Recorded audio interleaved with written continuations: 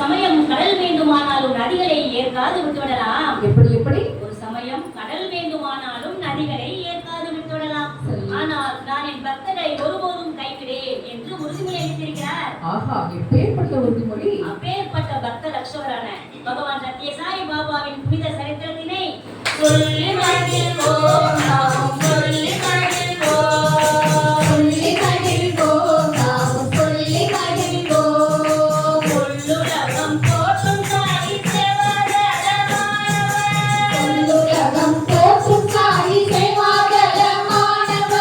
எல்லையில்லா கருணை கொண்ட சத்ய சாய் சரித்திரத்தை, எல்லையில்லா கருணை கொண்ட சத்ய சாய் சரித்திரத்தை சொல்லி மகிழ்வோம், நாம் சொல்லி மகிழ்வோம், சொல்லி மகிழ்வோம், நாம் சொல்லி மகிழ்வோம், சொல்லி மகிழ்வோம். அவன் கஞ்சி கூறி வாசனாம், அவனி தீரன் அவன் கஞ்சி கூறி வாசனாம். நிர்மல ஸ்வரூப சத்ய சாய் பாபா சரித்திரத்தை, நிர்மல ஸ்வரூப சத்ய சாய் பாபா சரித்திரத்தை சொல்லி மகிழ்வோம், நாம் சொல்லி மகிழ்வோம், சொல்லி மகிழ்வோம், நாம் சொல்லி மகிழ்வோம், சொல்லி மகிழ்வோம், நாம் சொல்லி மகிழ்வோம்.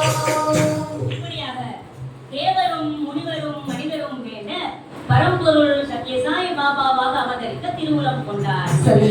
ஆந்திர மாநிலத்திலே அனந்தபூர் மாவட்டத்தில் புத்தபர்த்தி என்ற ஒரு சிறு கிராமம். அங்கே பெத்தவெங்கப்படாது ஈஸ்வராம்பா என்ற தம்பதியருக்கு மகனாக பிறக்க இந்த பரம்பொருள் விரும்பியது.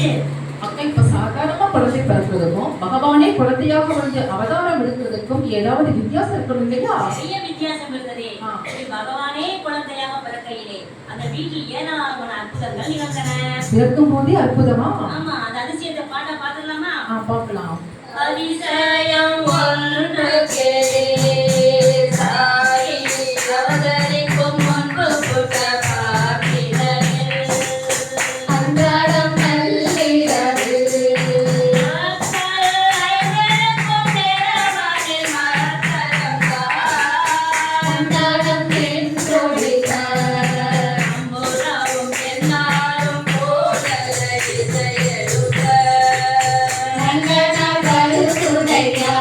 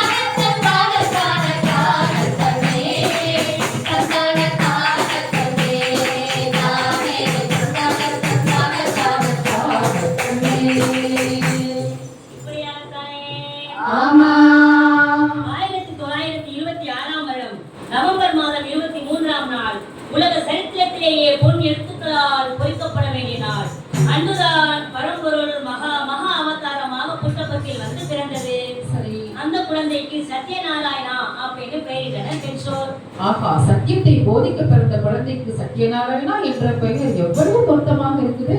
ஆமா, இளம் வயதிலேயே சத்யா மற்ற சிறு குழந்தைகளை போல கிடையாது. சரி. அதாவது அடம்பிடிப்பதோ சண்டை போடுவதோ இல்ல. சரி. நம்ம வீட்டுல ஏதாவது பண்டிகைன்னா எல்லாருக்குமே சேர்ந்து துணிமணிகளை வாங்கி கொண்டு வந்து நடுவு பொழுதுல போட்டுருவாங்க. அப்போ எல்லோருமே எடுத்து கொண்டு வந்து போக மீதி என்ன இருக்கிறதோ அதை மட்டுமே தான் எடுத்துக்கொள்வான் சத்யா. அது மட்டுமல்ல, தன்னுடைய உணவை பிச்சைகளுக்கு கொடுத்து தான் பட்டினி இருந்தான் சத்யா.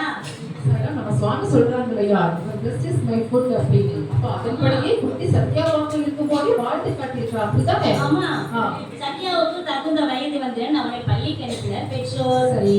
அங்கு பள்ளி மணியடிக்கும் முன்பே இவன் மணியடித்து பூஜை செய்தான். எப்படி பள்ளி மணியடிக்கும் முன்பே சத்யா மணியடித்து பூஜை செய்தான். ஆ. அதை அந்த பஜனை பாடல்கள் எல்லாம் பாடினான். சரி. மற்ற குழந்தைகளுக்கு அதை கற்பித்தும் கொடுத்தான். தன்னுடைய தோழர்களுக்கு ரப்பரோ பென்சிலோ எது வேண்டி இருந்தாலும் வெறும் பையில கையை விட்டு உடனே வரவழைச்சு கொடுத்தான் சத்யா. ஒரு காணி பையன் இருந்தாக்கா? ஆமா. அது மட்டுமல்ல, கற்ப விருட்சம் அப்படின்னு சொல்லப்பட்ட ஒரு புளிய மரத்துல இருந்து மாம்பழமோ ஆரஞ்சு பழமோ ஆப்பிள் பழமோ எந்த வகையான பழமாக இருந்தாலும் கூட ஒரே ஒரு புளிய மரத்தில் இருந்து எடுத்து கொடுத்தான் சத்யா. ஒரு புளிய மரத்தில் அத்தனை வகை பழங்களுமா? ஆமா. ஆஹா. இளம் வயதிலேயே எண்ணற்ற பாடல்களை இயற்றினான் சத்யா. அதை தன்னுடைய வெண்கல குரலில் தானே பாடவும் செய்தான். சரி. நேற்று நிறைய திருநூறு பூசி நடுவுலே குங்குமம் போட்டு வைத்திருப்பான் சத்யா. நெற்றியில் திருநீரும் நடுவில் குங்குமம் வச்சா பார்க்க பேரழகனாக இருந்திருப்பான் இல்லையா? பேரழகனாக இருந்தான். சரி. அது மட்டுமல்ல, சத்யா ஒரு நாடகமும் எழுதினார். அப்படின்னா சத்யா அந்த சின்ன வயசுலயே நாடகம் எழுதினாராக்கா? ஆமா, அந்த சின்ன வயசுலயே சத்யா தானே எழுதி நடித்த முதல் நாடகம் செப்பினற்ற சேஸ்தாரா. என்னது செப்பி நட்பு சேர்த்தாரா? அப்படின்னா என்னக்கா? அப்படின்னா சொன்னபடி செய்கிறீர்களா என்பதாகும். இப்படியாகத்தானே ஆமா. பாட